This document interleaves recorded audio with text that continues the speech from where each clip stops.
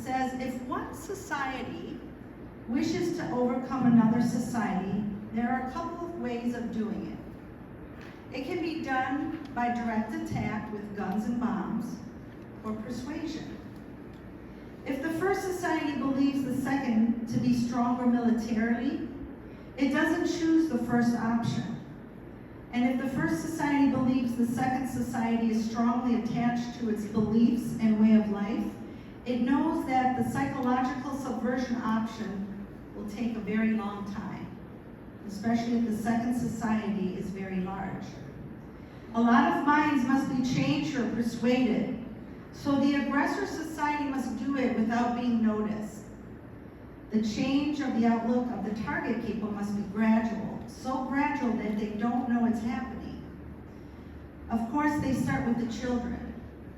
The children can be influenced, and future generations will be easier to persuade. We all trust that our children will learn math, history, proper grammar, spelling, cursive, how to become a responsible, respectful, productive individual, and pass good morals they learn on to others. Oh, I almost forgot. Most public schools no longer teach grammar and spelling. That's optional and should no longer affect a student's grade. Cursive, who needs it? Science and math, that is now replaced with the Common Core. And the mention of God is a no-no. Social studies is the new history where students are indoctrinated with socialistic ideologies such as everyone is a victim, the haves and have-nots spread the wealth, and people are bad and destroying the planet. School rules only look good on paper but are never enforced with fear of hurting someone's feelings. In addition, it is widely accepted for a 7-year-old in public school to be dissatisfied how God made them and decide for themselves to change their gender at will, while the teachers better accommodate these children or else. Biblical morality is replaced with self-gratification and attention-seeking behaviors.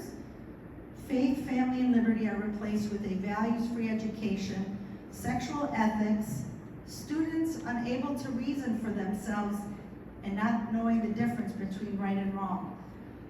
All of this is the interweaving of critical race theory, another name for Marxism. Let me inform you first about Michigan's new social studies standards.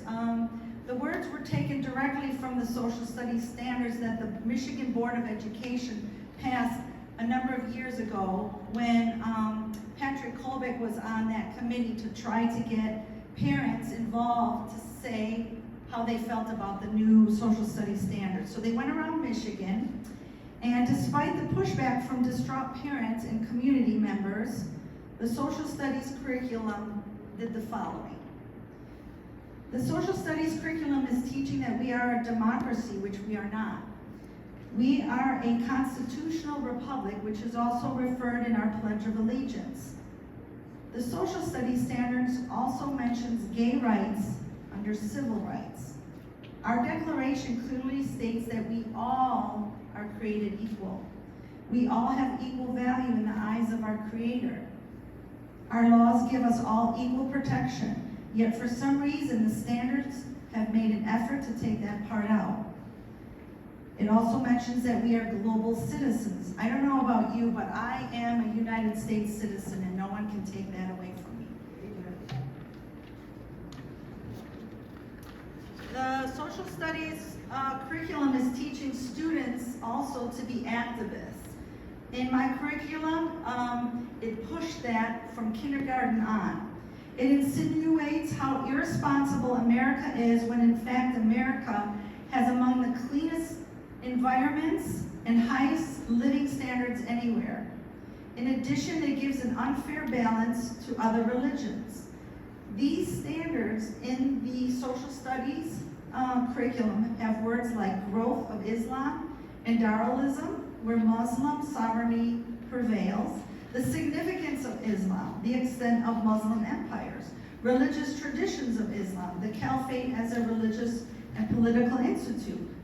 So our Christian values are mentioned very little. The social studies curriculum is pushing the study of socialism and a progressive indoctrination, not in education. I came from a socialist country, and I came here because of your constitutional republic. Why would you even entertain anything else in this great country? Students are having their minds shaped by those who oppose God, individual freedom, and self-government. They are indoctrinating on everything from gender, sustainable lifestyles, and global citizenship. These standards have words like promoting the common good, the role of the government as a provider of goods and services. We're seeing that right now. The haves and have-nots, and the distribution of wealth. I taught science in Novi, and one of my students, as we were looking outside, it was winter. It was a beautiful winter day, and I said, "Oh, it's so beautiful outside." And she was visibly distraught, and she was terrorized by the current narrative of global warming. As we looked outside our school window at how beautiful everything looked, and everything was covered with snow, she said to me that she probably won't reach adulthood to see another beautiful day, because the earth will be destroyed by global warming. I had to counsel her and help her understand that it's just not true. Earth goes through cyclical fluctuations, and the world is going to be here, it'll still be here, just as beautiful as it is today. Words like how higher standards of living increase pollution, how plastics in the U.S. can impact water resources. Oh, all of you who use plastic straws. Yeah. The use of fossil fuels leading to climate change, poverty, terrorism. No wonder so many students suffer from depression. We also in Novi, at the time that I was there, we had a 5th grade coming in my class the following year with a lack of gender identity. And I had asked my principal at the time not to put them in my classroom, that I was not going to entertain that. I will address them by their God-given gender. We have clubs also. A lot of schools have this. Clubs in the middle school and high school. One of them is the GSA club. It's the Gay Straight Alliance, Gender Sexuality Alliance in some schools. The Gay Straight Alliance, but we took away the Christian clubs. We used to have a Christian club. Now we no longer have that. It says join the Gay Straight Alliance and become a cultural changer. The GSA is a club dedicated to creating unity, support, advocacy, and a community for persons and families who identify as LGBTQ alongside their allies. And our teachers wear the t-shirts to advertise that as well. There are schools also passing contraceptives to the children and allowing children to change their clothing to cross-dress without you knowing about it. And we do not have to tell you.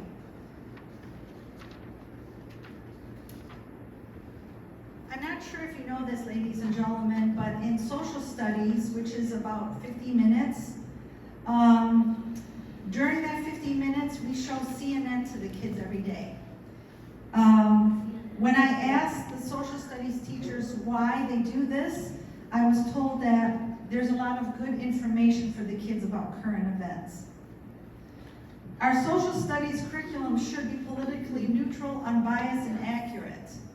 It should be a balanced view of history and civics. It should demonstrate a love of our country and how we've evolved to the great free self-governing country we are today. It should not teach children what to think, but how to think. It should not lose sight of our great nation and all the things we should stand for and be grateful for. It should give equal value to Christianity and our Christian values. It is what our country was based on, was it not? Why, ladies and gentlemen, do other countries get to have a balanced view of history and civics in their own sovereign country? So even after objections from parents in tears at these meetings around Michigan, these social studies standards still pass. And they're being implemented right now and they were passed by the State Board of Education. We currently only have 2 conservatives on that board, and so they were overwhelmed and they had to pass it. Let me give you some examples of how the teachers are also being indoctrinated. Every year, teachers have what's called a PSD Day, which is called, stands for Professional Staff Development. We had one workshop run by high school students. There were no adults teaching this class. Now, let me remind you, I was forced to take this, and this was given to the teachers to get credit so they could renew their certification for teaching. This high school students taught us and the teachers how they wanted to be addressed by their personal pronoun.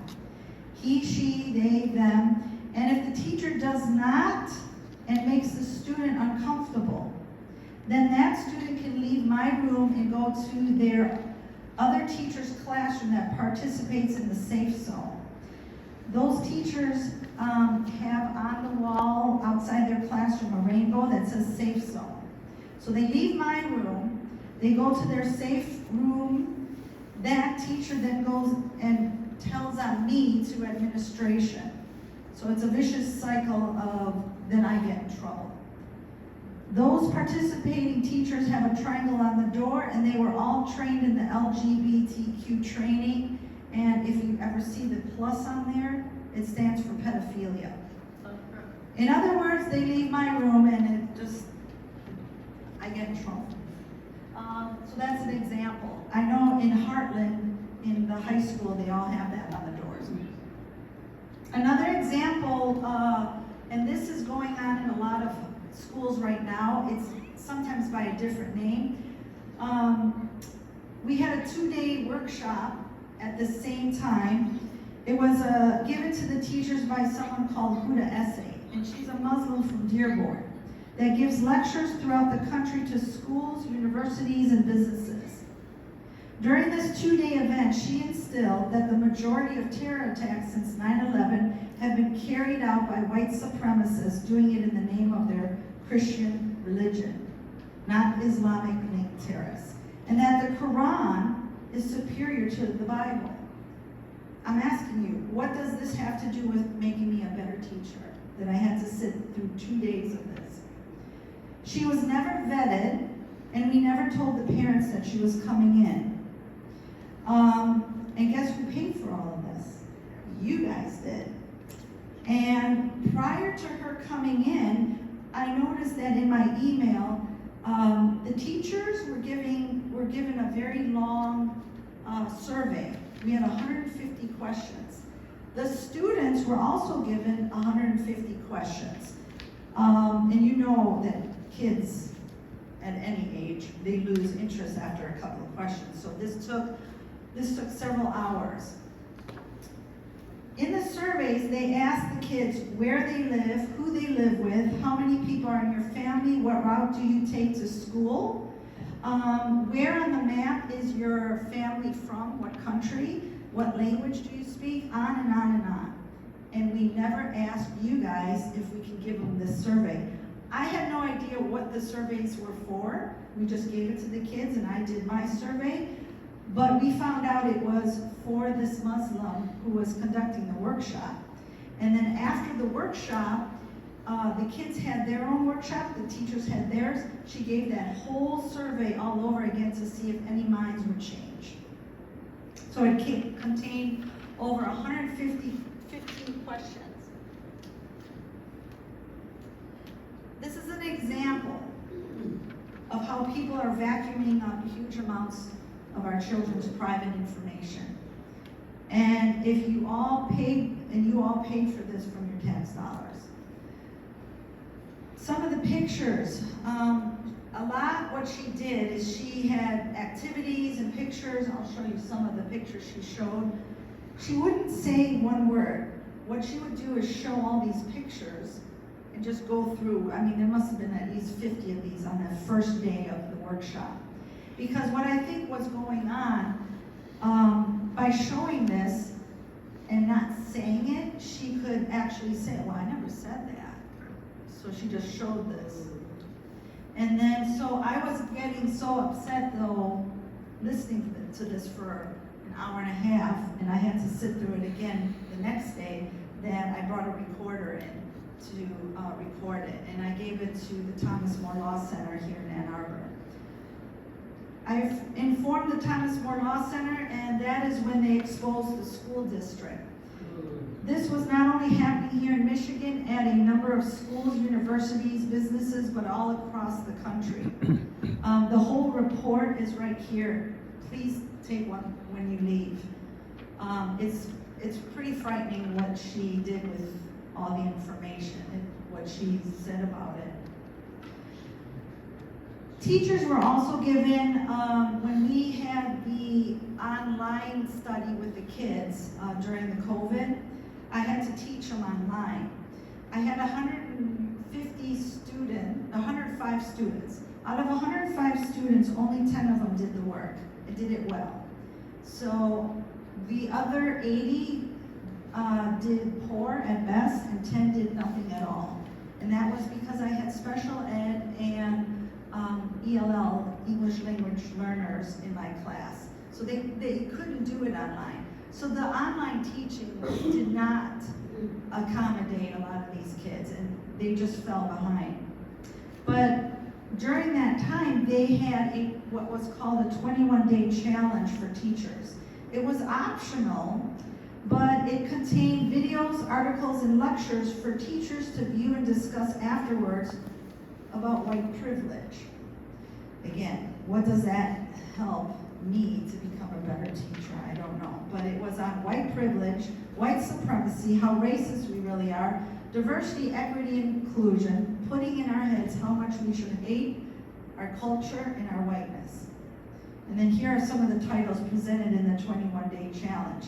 They're still doing this, but they're calling it something different, and they're also showing it to some of the students and parents now as well. This was like a trial Novi did with the teachers during the COVID thing.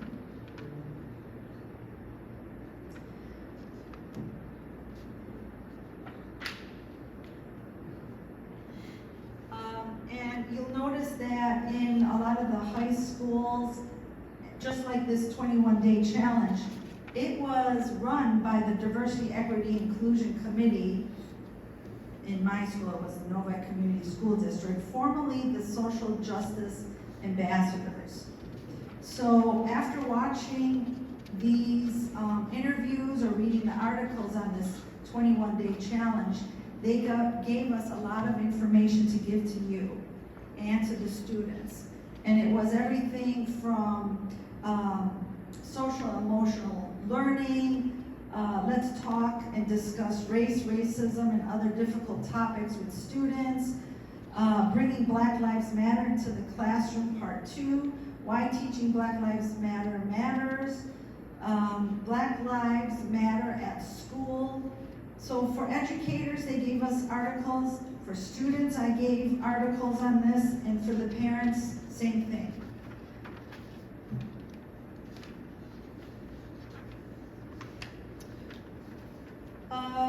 So one of the things when I was home during this time, we also had a Black Lives Matter parade. So they asked this is the email. First, before the parade, we got an email from our superintendent. I'm not gonna read the whole thing, but it was kind of disturbing the way he had implemented some of this. He said, in the wake of the George Floyd murder, we have not been silent on this issue in our district. For many years, we have focused on social justice, examining our own implicit biases, reflecting on how our language shapes and influences perception, and finding ways through summer programs and other activities to support our students in their journey. We are far from finished. Black students are overrepresented in special education. Black students are overrepresented in discipline. Some might say they need to support or they need to act right. To this I say, bull, you fill in the rest. This is coming from my superintendent.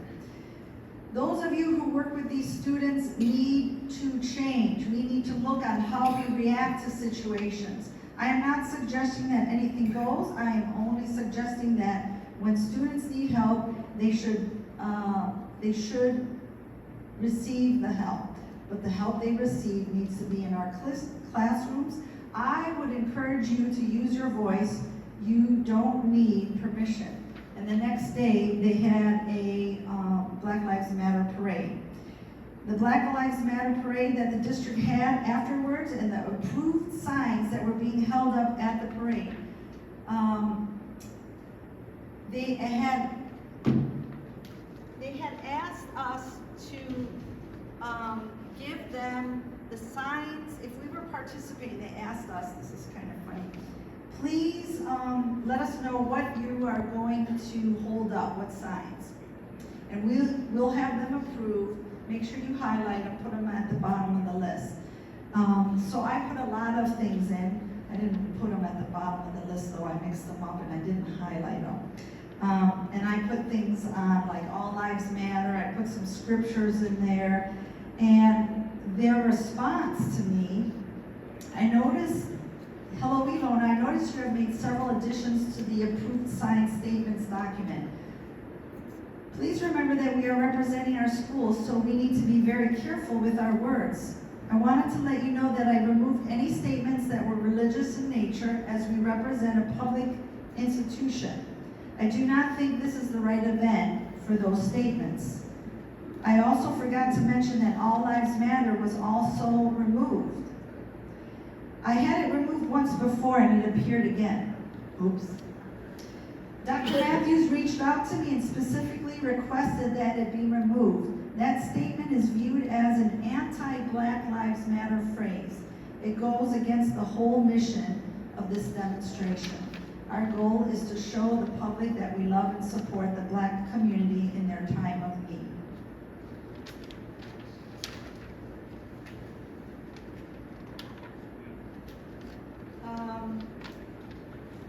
Is that moving? Okay, my classroom. Now this is a picture of one of my classroom walls. It was very patriotic. I had a picture of our president at the time and the bald eagle. I had a lot of the military up in the room and a poster of In God We Trust. I had this display on for several years until one parent in the district in my class complained. She emailed me, and I'll read the email, it's not that long. She says, hello, Mrs. Rugg.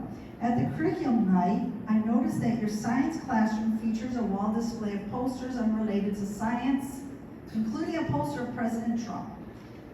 While I would find this entirely appropriate in a social studies classroom, I'm concerned that this is disruptive to the learning environment in your room. Please let me know if you would consider replacing this display with posters related to your curriculum or the district. I look forward to your reply. Now, I didn't answer her right away because I didn't know exactly what to say. We've always had a picture of our president and vice president in the library. When he came in, no more. So I thought, okay, I'm putting it up in my room. No one ever said anything. So what I had found out, I was being called down to the office by my principal in HR, and I knew exactly what they were going to talk to me about. I was always going in the office for something. And so the HR and principal said that she had complained, and she said that her son feels unsafe in your room. I said, well, she never mentioned her son at all in the email. She only mentioned herself. Well, we are here to keep kids safe, and you're not making him feel safe. So we're wondering if you would like to take it down. And at that time, I found out not only did she go to the principal, to HR, to the superintendent, to the school board, and she mentioned the ACLU.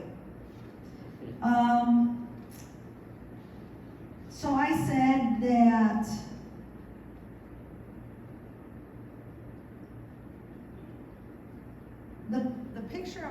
president is the current president, and we've always had that in the library. The In God We Trust is on all of her money, and if that makes her feel uncomfortable, then she can give me all of her money, and I'll make her feel better. So they said, well, you know, okay, but could you answer her email? So I said, okay, I'll do that. So what happened is I went back to Mr. Thompson. We've become buddies by now. And I said, I wrote a nice email to her. Would you like to read it over? He said, sure. So, this is, I'm not going to read the whole thing, but he goes, or I said, on Thursday, dear Mrs., whatever her name is, on Thursday, September 19th, this was 2019, I received your September 18th email. I was in the process of responding, but you had already sent your email to the principal, and later in the evening of September 19th, you appeared before the Board of Education and publicly made a complaint against me and asked the board to cause the removal of the following posters in my classroom. In God We Trust, our national motto, the bald eagle, our nation's symbol, and the portrait of President Donald Trump. At that point, since you seemed intent on igniting a controversy, I saw no need to respond. So we go down and it says, the purpose of displaying the president's photo is to show respect not only because he is the highest elected official in our land, but also because he is the commander-in-chief in charge with the awesome responsibility to defend our nation and our Constitution. Although you may not agree with his policies, it is still important that all Americans respect his office. You should be aware it is not my policy to engage in partisan political discussion in the classroom. I regret that you have decided to ignite this public controversy. I recognize and appreciate that it is your constitutional right to do so as a parent. However, I do ask you to respect my constitutional right to display the posters which have been in my classroom walls for over 2 years, and they're staying up on the wall. And that would be the end of that.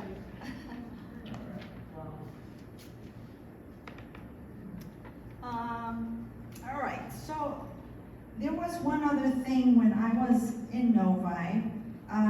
Usually kids go to the library to look up resources, to read, to do homework, and I noticed that there was a group of students that were making posters, and the principal was helping to hang these posters up. It says kids should have the right to vote. Kids are already participating in politics but don't vote. No taxation without representation. Kids with jobs pay taxes, but they don't have the right to vote. And then there's a picture on the bottom. This is what our future will look like. We're going to vote someday, just like the picture. Young people will make good voters, on and on. And it says, for more information, visit NYRA. So I'm wondering, well, okay, what is this? So I looked it up. NYRA is the National Youth Rights Association. It's an organization run by adults for children to get them to protest for a number of things they want to happen. There are 6 items children want. All right. Number 1, they want no curfew. Curfews that target young people violate our freedom of movement and are ineffective at reducing crime. Number 2, they don't want, they want a lower drinking age. They challenge the absurdity of the high drinking age. We can create a society that gives young Americans the respect they all deserve. The punishment for underage drinking causes widespread harm, and it's an injustice. Number 3, they want, and this is probably the most scariest one, especially right now, they want medical autonomy. Adults identify their own problems while young people often have their problems identified for them. It's unjustifiable. The right to make informed medical decisions should not be denied to young people. Students should not be able, number 4, student rights. Students should be able to express themselves and not be arrested for disruptive behavior. No dress code, increased police presence, banning student clubs, and search and seizure. Number 4, they want a lower voting age. The right to vote is vital to any fully functioning democracy. See, they don't even know that we're not a democracy.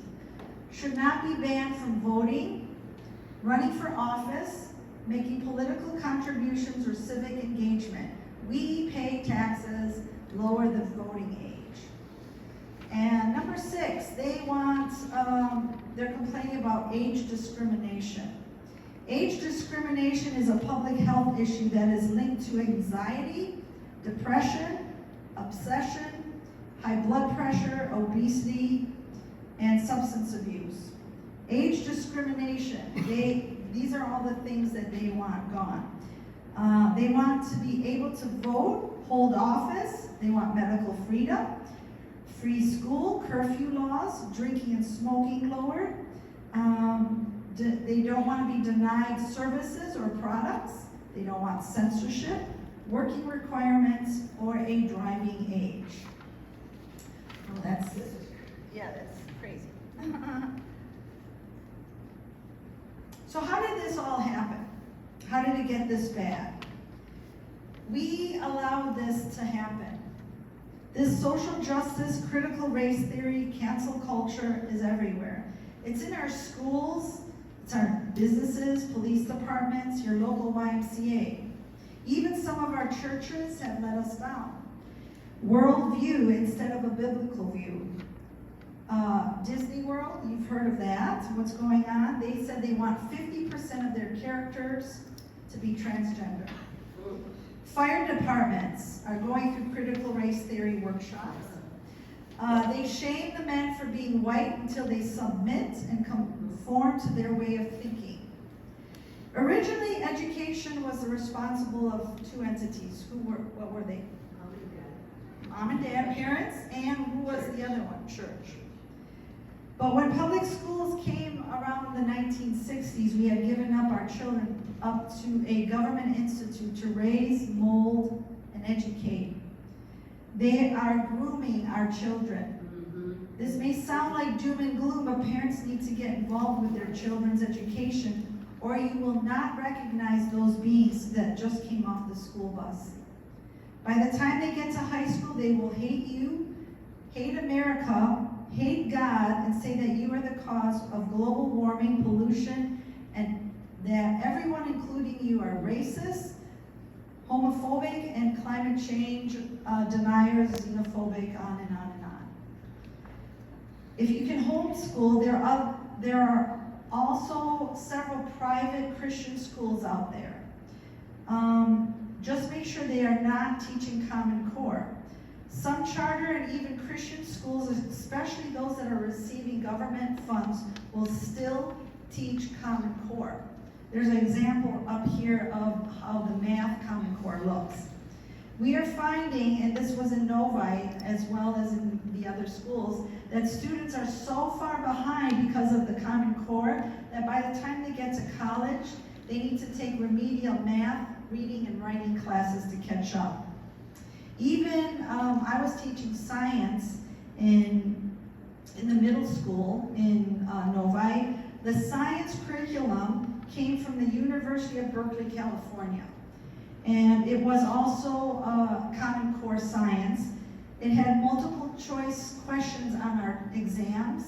And I was supposed to give credit for incorrect answers because it will hurt the self-esteem, and learning stops when children feel bad about themselves. So even on those tests, I wasn't supposed to mark any answers incorrect. I have a list of ideas of what you can do, and on the back is just a few of the big names. They're up here too. Some of the big names that are funding the schools. Melinda and Bill Gates is one of them.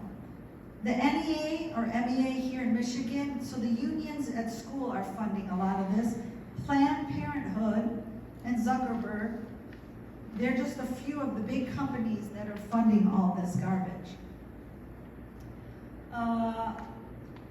the most important things, if you have kids in public school, is not to have them participate in any surveys, group counseling, or school assistant programs, as innocent as they may sound. Keep telling the school that you don't want your children to participate. And if they do it anyways without your knowledge, sue them. Yeah. They are collecting data from our children. Psychoanalysis, profiling, and giving them a social emotional learning, SEL, score, which goes into a social longitudinal data system, SLDS. Then they are transitioning to a workforce and how employable they are in an equitable role. Environmental social governance, ESG score. They want data. They don't care about your children's emotions. They just want the information. The questions might seem like no big deal, but it is being interpreted completely different than you and I would. So let me give you an example. One of the questions might be, how often do you understand the lesson in class? Seems innocent enough, but that data goes to a third party. It comes back to the school administrators that says the system needs to be changed. So in comes more equitable curriculums, SEL programs, social emotional learning programs. So they're saying it's not the teacher's fault that they don't understand, but it's the curriculum being taught, and so it keeps getting bigger and bigger and bigger. More and more changes are brought into the public school. You guys also have to realize that when I was teaching, I was told by other teachers, whatever you teach behind closed doors, nobody has to know about. And my administrator said, don't give too much information to the parents, because then they'll ask too many questions. We also had, for some of the kids that, and they do this in a lot of schools, we had a 3-tier system. If the kids have some academic problems or if they have some social problems, we put them in one of the tiers to try to help them. The 3-tier system for students that have difficulties and need extra assistance. Now, all students are put into tier 1 automatically. It's core instruction without the parents' knowledge. In addition, if a girl says to the counselor, I feel like a boy, but my parents don't support me, or I'm afraid to tell them, then it is categorized as parent neglect. Everything in public school is backwards. If you go to the school board, don't ask anymore if they're teaching CRT. They'll just deny it, because they're always changing the wordage. It's on one of the sheets. There's a whole list of different terms that they're using. School boards are going to play games with you. They've been given talking points and told not to tell parents they are teaching CRT. So instead, what you could say is, are you teaching culturally responsive teaching? It's just another name for it. Culturally responsive teaching. Another name for CRT, which they can't deny. We're all paying for this. It is a violation of our First Amendment and civil rights. God gave you the responsibility not only to teach your children, but also to guard them against the evil influences from their peers in a profane culture. So in Proverbs 22:6, train a child in the way he should go, and when he is old, he will not depart from it. So I thank you, and if you have any questions.